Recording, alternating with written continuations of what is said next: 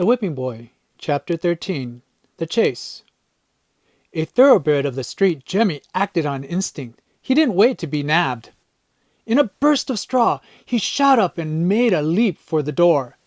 Cutwater, startled, lost the merest breath of time, and it was enough. Jemmy flung open the door and ran, his long arms outstretched.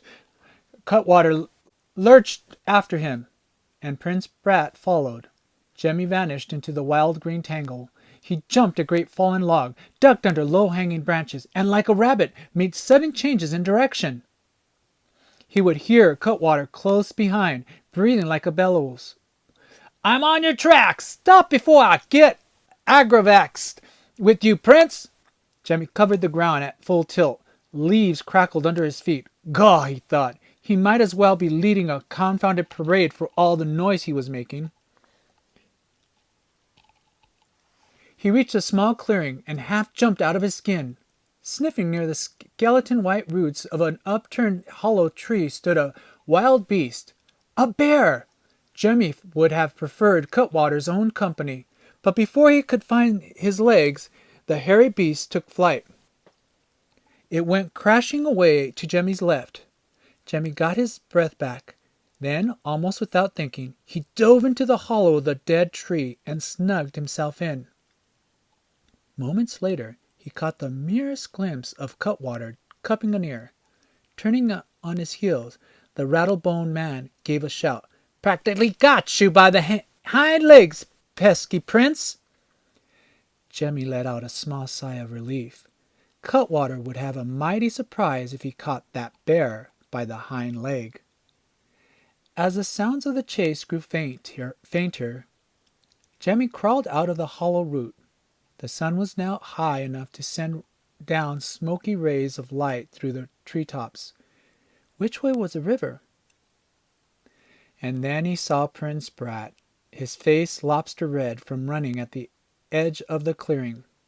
"Unfaithful servant!" he protested, glaring hard at Jemmy.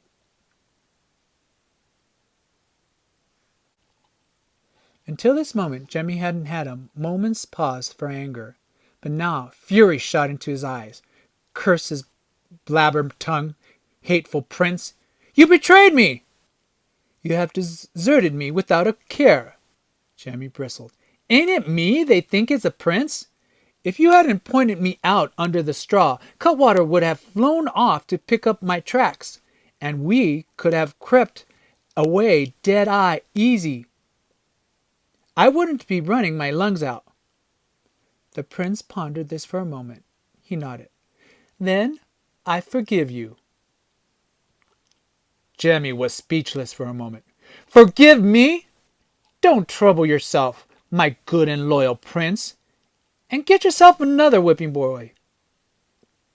"But I have not dismissed you from my services," said the prince calmly. "I dismiss myself," Jemmy fired back. "I'll get where I'm going, and you can find your own way back to the castle." "I'll go with you." "Not likely." Jemmy turned to the right and beat his way back into the foliage.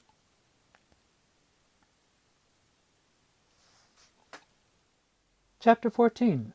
The Whipping Boy, in which is heard a voice in the forest. Jemmy could hear Prince Brat following in his tracks, step by step. He grimly pressed on. Brambles reaching out like cat's claws tore at their fine garments. The forest trees rose all around them like prison bars. Finally Jemmy spun around. "Lay off! Go your own way!"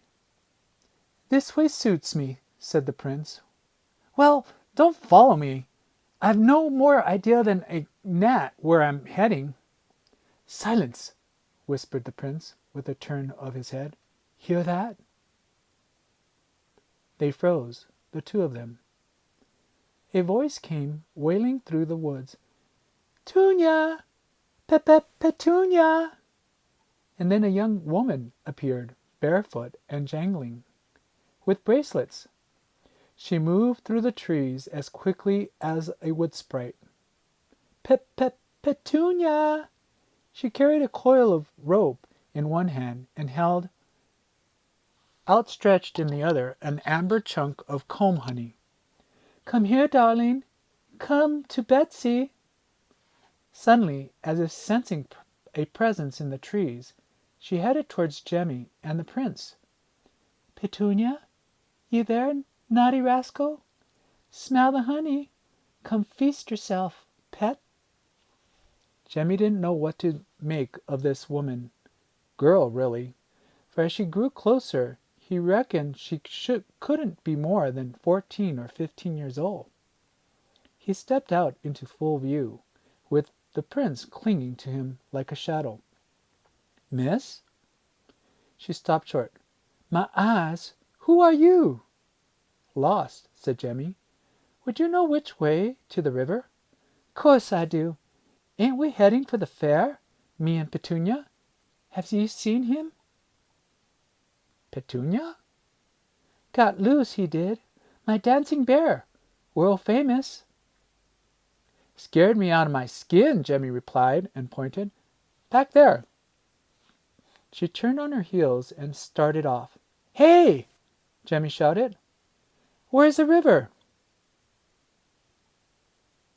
"Where it's always been. Due south." "Which way is south?" Betsy paused to set her arms like a signpost. "Straight on." "You certain?"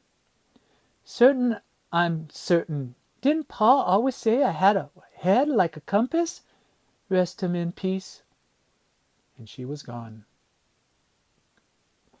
Their clothes were ripped to tatters by late morning when Jemmy and the prince caught sight of the sparkling river, and almost at once they dove back into cover. Mounted on high stepping horses, a pair of soldiers were advancing along the river road. "They must be out searching for you," Jemmy whispered. "If they catch me with you, I'm done for." Prince Brat didn't seem to be listening. His eyes were fixed on the passing soldiers. "Look here," Jemmy muttered impatiently. "I can't have you sticking to me like a barnacle. Ain't you had a snot full of running away? Go back with the soldiers." The prince shook his head. "Let them pass." And then he added with the faintest of smiles, "This is the first time no one has had fits because I got my clothes grimy. The ladies keep me clean and starched as a pillowcase. But you're a prince. Is my face dirty as yours? You don't belong knocking about outside the walls." Prince Brat gazed off into the distance. "Did you have lots of friends when you lived on the streets?" "Heaps. Heaps, of course. And hardly a one of them would have foughten me over a bone. Go back. Your pa must be having double fits of worry." The prince answered with a flash of resentment. "I might as well be stuffed and hung on the wall like a stag's head, for all he notices me." "You remind him often enough with all your pranks. How long are you going to let him sweat and stew?" "I don't know," declared the prince. "Maybe I'll never go back. This is the best time I ever had." "Gaw," murmured Jemmy.